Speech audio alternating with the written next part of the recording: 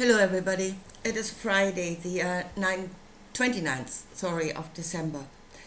I want to talk about Plato's cave and about the two merging realities and about the coming singularity, which hopefully it will go the right way if people wake up to that truth.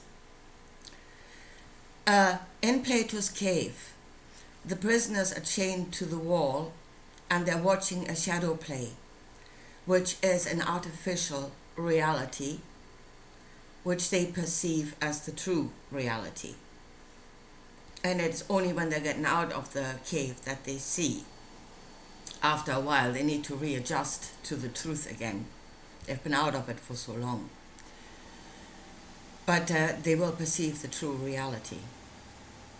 Now, I've been talking to my friend, and she is really in Plato's cave. She is looking at the shadow play, and she's perceiving that as the truth of this world. And she's not seeing the underlying, or she's seeing a very distorted picture of the underlying reality. Folks, this is not something that is way out there. Yeah? It is very simple right in front of your nose. It's not complicated. The way the artificial reality that we are living in, and we are no longer living in the underlying reality, which is nature, which is our truth. That's the artificial reality.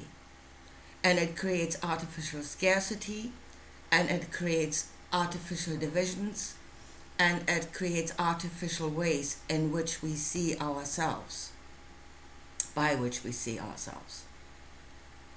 And we are becoming the artificial intelligence. That is to say, we are intelligent, we are evaluating good and bad according to their reality, but not according to nature. It is as simple as that. And it is what it says in the Bible the Lord God will do, because he's got this kingdom that wants to come and have dominion over worlds. Yeah? And the thing they do is they subdue nature. They subdue the natural reality and they replace it with the artificial one. And ways by which we do no longer evaluate things in the correct way, or where we see ourselves wrongly, judge ourselves wrongly, according to their artificial world. Well, one of the things my friend said, describing nature, saying, the gazelles and the herds live in constant terror and how bad this world is. Completely distorted view of reality. No, they do not live in constant terror. Nothing in nature lives in constant fight or flight. Most of the time they live in a relaxed state of being, even in close proximity to the lion, because they live in the reality of the situation, and they can sense that at that moment the lion is no threat to them. And they live according to that reality. So, but that is, again, something that is artificially created. We are artificially, constantly in fight and flight. That is not natural, and that is what is killing us. But again, where you can no longer see the difference. And here is God really separating the wheat from the chaff. What is naturally us and what is artificially created. Another thing, and I thought about that today, about the soldier. The badness of man killing each other. Yeah, and the badness of this world. There are two kinds of warrior in this world. There's a natural warrior, which is in us. Absolutely is in us. It's part of every part of nature. Fight or flight. Well, those parts of nature that are capable of, that are far enough developed to do that. So the natural warrior would come out in a situation where that which you are naturally connected to, i.e. your family, your home, your children, the protection of your children, very important. That is when the natural warrior would come out, in the protection of that. Yeah, and we can fight. We absolutely can when we are under threat. But that is the righteous warrior. That is the one that is morally justified. Yeah? And now you have the artificial warrior, again, that serves the artificial reality. That is most soldiers these days. And they are being artificially created, drilled. They are being broken and rebuilt into a fighting machine. Yeah? And how many veterans come back, haven't seen all that horror, and then wondering what the hell was it all for? Again, they are reverting back to natural man. They're snapping out of that artificially created fighting machine, and now they're wondering what the hell. The hell did I just do? But that warrior is not morally justified, because it serves, again, the will to have dominion. It serves megalomaniacs and greed, the will to have more than what you would naturally need. Again, unnatural. Not according to this world.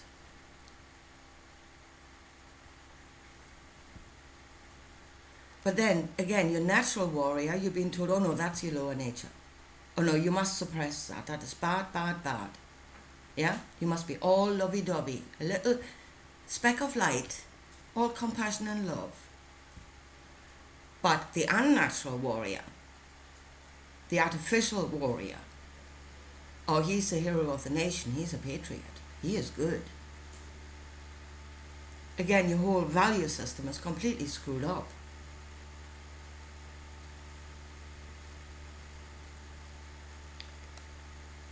So, but I say those two worlds are merging, and as I said, people are really starting to not being able to distinguish between what is artificial and what is real, what is natural.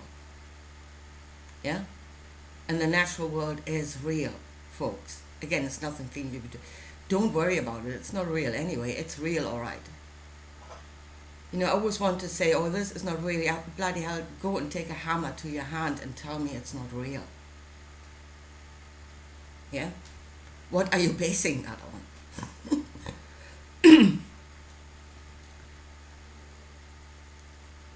So,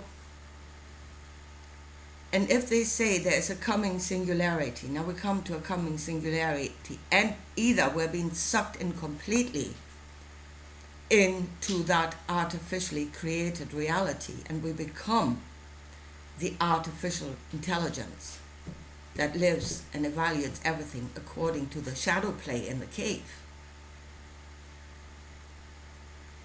Or we separate the two worlds again and we're reverting back to natural man. And that's really a question of which singularity we're going to go into. So I would say let's go back to natural man, because that is our truth. And in that we will be healthy again, and we will use the world in a way that is in balance with everything else, because natural man does that. Again, if you look at tribes, the few that are left, that are still living naturally, they are not evil. Yeah? They live in their family groups, they care for their children, they care for their elderly. They live in balance with nature. That is natural man. Of course, there were marauding tribes, obviously, that would do the other, but they were not the norm. They were the exception. Yeah, and you cannot make, again, a distorted reality if you point out the exception as the norm.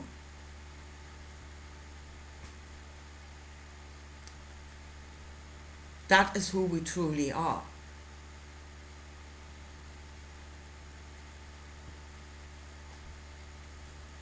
Living in our natural connections. Now, the last thing, and that is something we really need to snap out of, and that is Jesus came to save us. Now, do understand that God creates by the Word, and God creates man in its image. God subdues the nature of man and then recreates man in his image to serve the intention to have dominion over everything. Spiritual teachings are the word that creates. Understand that. They create you. So I was wondering from the start, why, if Jesus was the Prince of Peace, yeah, and he was so lovey-dovey, and he died for us, why his teaching should lead to the outcome of the book of the Revelation. Yeah? How did that happen? And Jesus himself says, you will know them by their fruit. The spirit that creates, you will know the spirit that creates by the solid outcome. It creates solid reality. And the reason why his teaching should lead to the book of the Revelation is because that was the intention from the start. That was the seed that he sowed that would lead to that reality, would create that reality. Again, through us. We are the ones that are working at it. His intention from the start was, and he said that, I do this to glorify my Father, who is a kingdom that is not of this world, an alien kingdom, something that is alien to this world. And he would bring it down to earth to rule over all of the world. That was his intention. Everything he did in service to glorify that kingdom. Not for you. He didn't do it for you. He did it for that kingdom. He did not die for you. Just get that into your head. He was ordered to go to the cross because it would serve that kingdom. And he followed orders. That is why he died. Not for you. He was commanded to do so by that kingdom, and he followed orders. So snap out of the idea that he did anything for you. He didn't. It was his intention from the start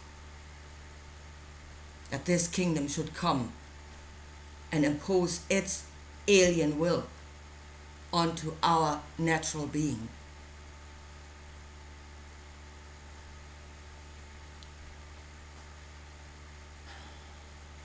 So let's get out of Plato's cave. Let's see what is actually natural. Again, separate the wheat from the chaff and stand up for what we are. Yeah? No, your natural warrior is not all sinful. He's not. He fulfills a function. And he's justified. And that which is all lovey-dovey can be trampled over. That is the whole reason why you should be that.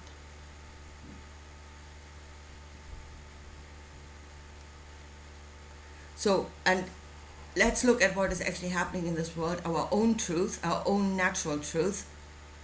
Yeah?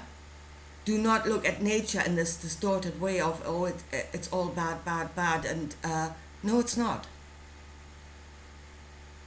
Nature is not constantly under threat and under stress. It's far more relaxed than we are in this artificial reality. Look at what is actually happening with this world. What is actually natural and what is lies, damn lies, and statistics. Separate the wheat from the chaff.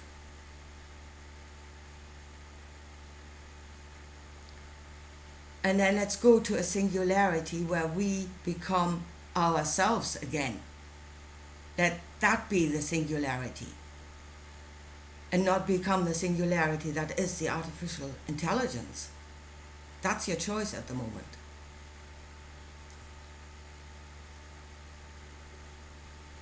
But then we must stand up for what we are and say we are good. Man is in essence good. And the only reason why we're behaving like demented animals when we're worse than animals is because we are being ruled over by an artificial thought that is not according to us. That is the evil. The evil is of God, the God of the Bible. We are the good guys in this story. That's really what we need to wake up to. We are the good guys in this story. We must become those good guys. We must be that saves us. And get out of this idea that they're building machines and stuff, that will come for... No, you are the machine. You are the machine that they are reprogramming. They do not need to build anything outside of you. That's just to divert your attention from the truth of yourself. So hopefully next year, a lot of people have a feeling that something will happen next year, and I hope the singularity is coming and that we become of a single mind again, and that single mind is according to our natural truth. And that man itself becomes its own singularity again. And we get rid of the duality of that artificial shadow play world. Anyway, I leave it at that. And if I don't see you before that, Happy New Year. Hope next one is a good one. And talk to you again soon. Bye.